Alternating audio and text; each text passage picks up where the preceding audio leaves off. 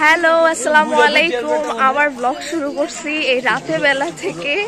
আমরা এখন একটু হাসতেছি মানে হাঁটতেছি। কি বললো আমি শুনি নাই, কিছু একটা বলছে ভাইয়া ভাবি। কি বলছো? আমি বেশি একটু আদরি নাচো দূর হয়ে যায় কি পাইছো। আর এখানে হচ্ছে লিয়া ভাবি। আমরা এখন চা খেতে বের হইছি। আর মিরপুরে মনে হইতেছে যে শীত পড়ে গেছে। আজকে নভেম্বরের 20 তারিখ, বাট অনেক ঠান্ডা।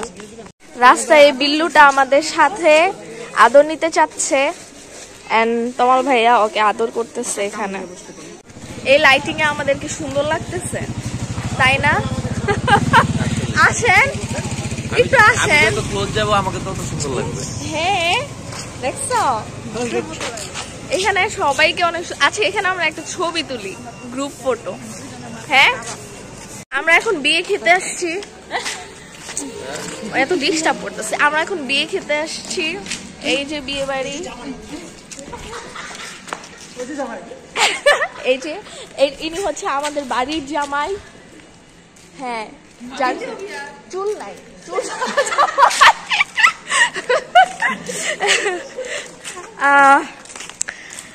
আমরা একটু চা খেয়ে নিই, তারপরে বিয়ে না হয় বিয়ে বাড়ি খাবো।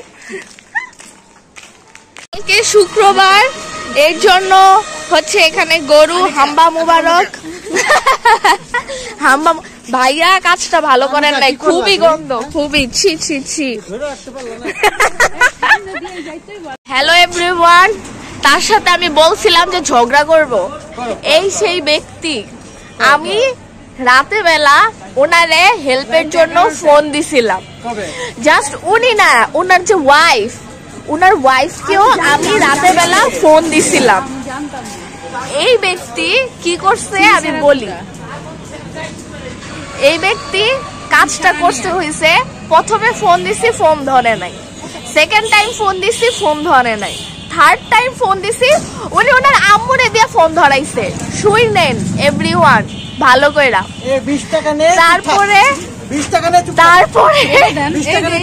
তারপরে এই ব্যক্তি উনি আমারে একটু ফোনও দেয় নাই। আমি ওনাদের বাসার সামনে থেকে ফিরে গেছি। না না, আমি তো তমাল ভাইয়াকে ফোন দিছিলাম। এই উনি যদি এটা করতে পারে, কেমন দুলাভাই হইলো সেটা, কেমন দুলাভাই হয়েছে সেটা বলেন। আর দুলাভাই হয়েছে যেমন তেমন, বোন রে আমি কি বলবো সেটা বলেন। মানে বোন তো বাসায় ছিলাম না, বোন গেছিল। এটা কেমন শাস্তি হইতে পারে আপনারা আমাকে বলে দেন প্লিজ। এই দুইজনকে আমি কি শাস্তি দিতে পারি? এখন আমাদের এই যে চা চলে আসছে, আমরা এখন চা খাবো। অনেক ঝগড়া হয়ে গেছে, টায়ার্ড হয়ে গেছি। উনি তো ঝগড়ার ঠেলায় ওদিকেই চলে গেছে। আমরা রাস্তায় একটু দাঁড়ালাম, কারণ এখানে লিয়া হচ্ছে চালতার আচার খাবে। এই যে এটা ওর অনেক খেতে ইচ্ছা করছে, আর আমরা সবাই এখানে চা নিয়ে খাচ্ছি। এই যে শুক্রবার, এখন কিন্তু অলমোস্ট রাত 12:30টার মতো বাজে, কিন্তু রাস্তার অবস্থা দেখেন, দেখে বুঝবেন না যে এখন 12:30টা বাজে।